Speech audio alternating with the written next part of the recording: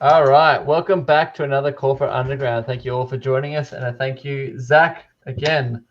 Um, we're discussing what we'd like to do as a topic here, and just focusing on, I guess, a previous episode about the releasing of tension. What causes tension? Well, stress. Me. And business people and corporates and Matt, they all cause stress.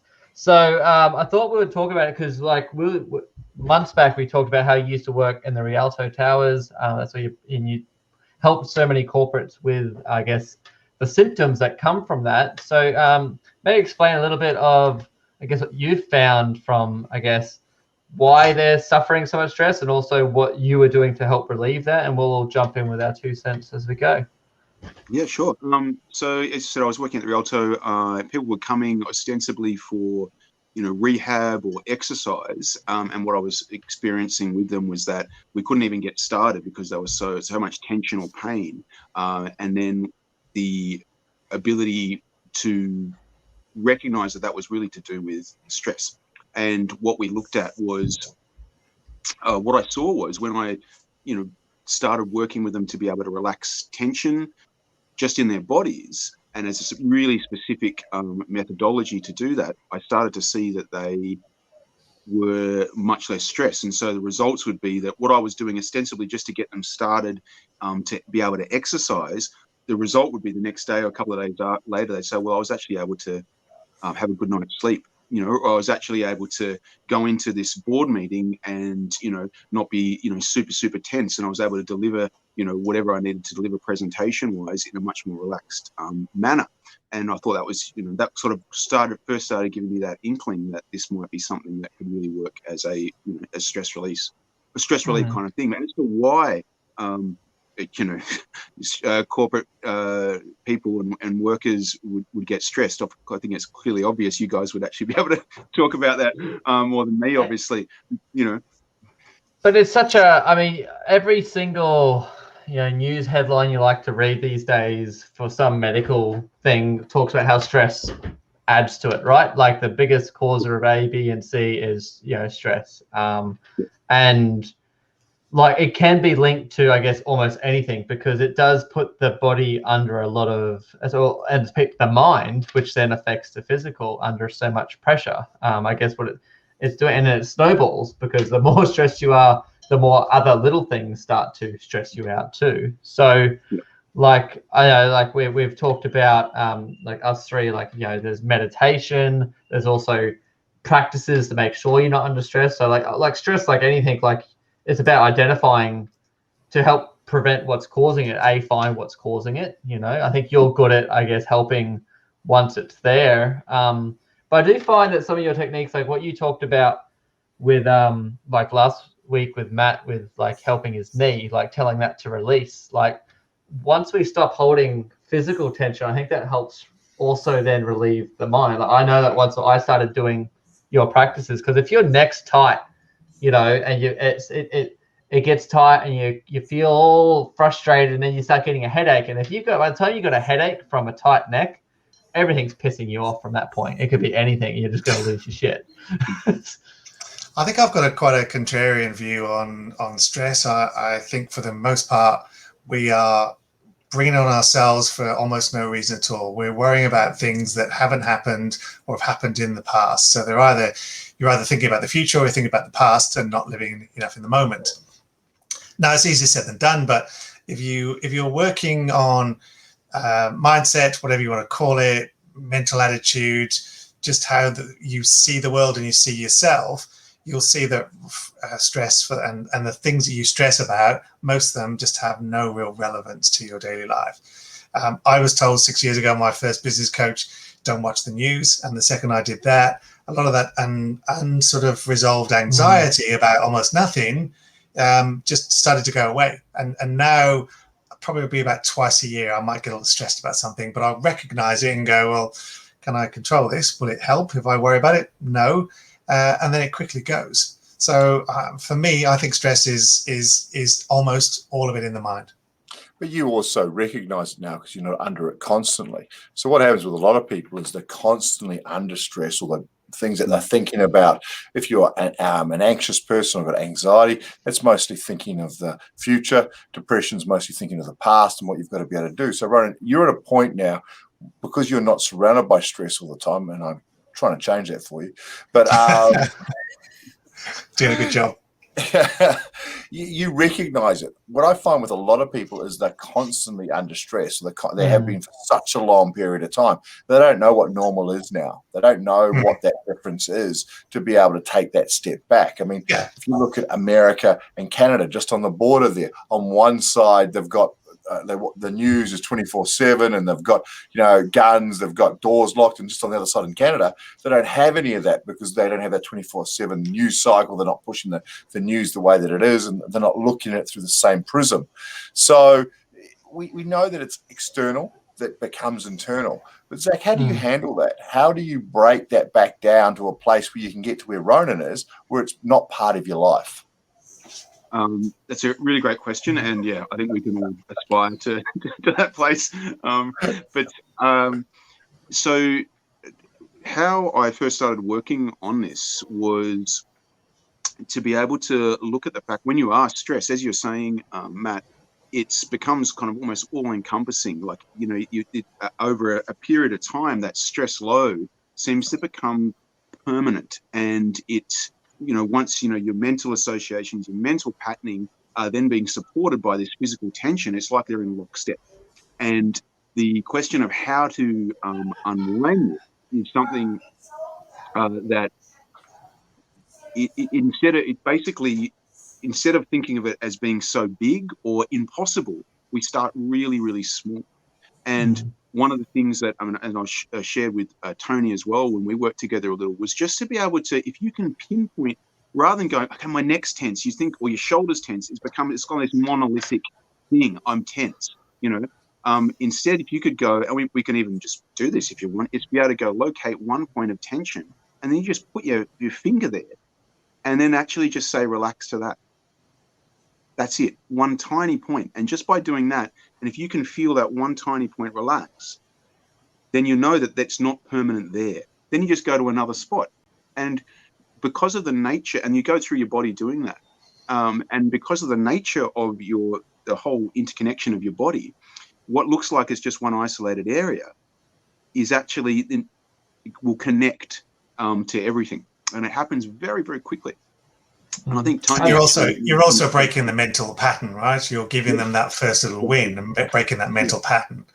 Yeah, I think that's it. Like, because the problem, I think, for a lot of people, because I know a lot of us here have either been under. I mean, Ronan freaking grew up on cruise ships, so what stress other than when it's sinking? It's all good, But that's a story for another time, Zach. But he sunk a ship.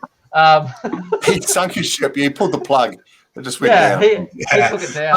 I thought I was just emptying the bath. The big plug. For a lot of people, they're the frog in the water on the stove, right? So like which isn't true, but carry on. Isn't true apparently, but it's a good story to tell. Don't let the truth get in the way of a great story. But the idea is that it won't jump out because it doesn't notice it. Who cares? But like it happens so slowly. So first you go, well, I'm going to get a job, and the job's now in the city, so I got to sit in traffic for an hour a day, and there's so much proof that traffic just causes stress. And then you get to work stress, and then you got natural stresses of having a job, keeping a job. Then you got family. So eventually, like they are in just it is just consumed. I guess to the point that they don't even feel it, they wouldn't even know it. So that what you're talking about, even with that physical tension, the idea is just to remove that one, like Ronan said, that small win. Proof of concept, if you want to call it like that type of thing, because then it starts to create that opportunity. Because if you tell someone like they're under a lot of stress, like they might be, maybe getting to a point of thinking very stressed or suicidal or something like that because of all the pressure they're under, you tell them your job's horrible, stop. Why do you work there? You don't have to work there. That change isn't for everyone. Not everyone can make a monumental change, because even the idea that then they get the idea that's the only way to fix it. and I can't do that, you know. So the idea of then, you know, let's just chunk it back, let's do little things, and then show you that light from the tunnel. I would also say some people are a little bit addicted to it. You've ever seen those kind of bad relationships where people the only interaction they can do is like this really high level kind of shouting at each other, and the energy and that, and they've just become addicted to that. So they don't know what it's like to sit down and have a normal dinner out somewhere, or go to a barbecue and not start shouting at each other. So they can become addicted to it and thrive on it, even though it's bad for them. Well, That's a really good. I did the same. I did that same thing for years. I mean, I drove myself. I know, I was talking about you, Matt. About time somebody bloody did. I don't know. I'm glad somebody else talked about me for a change rather than me talking about me, because that I could go on that for hours. But the thing that comes down from it is it was a driver. It really was. It was the thing that made me focus, because you were looking at what was coming behind. You put a wolf behind you to push you to get further through. Once I became aware of that and stopped that, I used things that I wanted rather than things that were drivers. How do you get out of that, Zach? I mean, like, how do you stop that mindset from overwhelming you and always being driven and not being aware of what is happening? So going back to that point, and I love that point, what Ronan said as well, almost like it's you get in an abusive relationship with your body by continually driving it, by continually asking it, giving it commands that it's actually difficult for you as a physical organism to follow. It's actually not natural to it. It's not natural to be under that level of tension or sleeplessness, whatever it is. And so it's actually about being able to find aspects or windows or opportunities to be able to realize ways to drop into your natural organism. And so when you can do that, you can look like something as simple as that, even though it may look like nothing. Over and over again, I've seen that as be a key circuit breaker for people in corporate work, to be able to go, oh, hang on, all this rotating of ideation and thinking about stressful work and everything, it develops its own momentum, but your body is still right there in this moment, and it is waiting to actually experience itself. And so if you can actually just tap into that, and there's just that's what I sort of developed with people working in these industries, is ways to drop straight into it. And when you do that, you realize it's that whole thing of you've never left. It's not, you haven't gone anywhere. You're right there. And it's just basically very, very simple things that allow you to enter that without having to go on a retreat, without having to, get treatments, all that kind of stuff. It's just very practical things, because when that happens to your body, it's just like, oh, thank you. And then you can continue. And you don't need to change anything necessarily. You can make the choice after that to go, actually, I need to change my lifestyle. I need to choose this kind of, change all these ways I'm approaching work. And that might happen. But the actual physiologically, it's about finding those circuit breakers that can take you straight to what your body actually wants to do naturally. When you experience that, a huge amount of the things that you're not being able to deal with can change very quickly. That's been my experience. And people.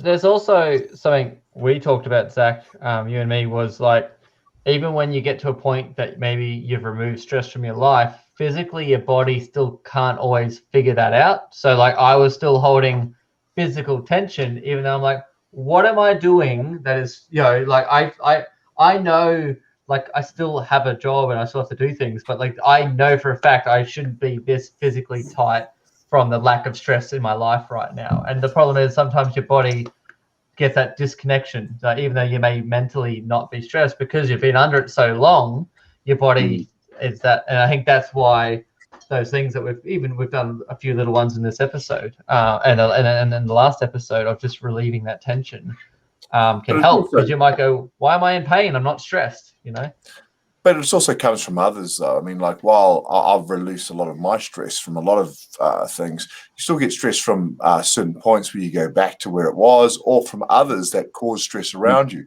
I mean, like, for me, my mother causes me a hell of a lot of stress. But it's like you step back into these points where it shouldn't have any effect. Somebody, she can say something to me, or one of my brothers can say something to me, that if Zach said it to me, I'd be nonplussed.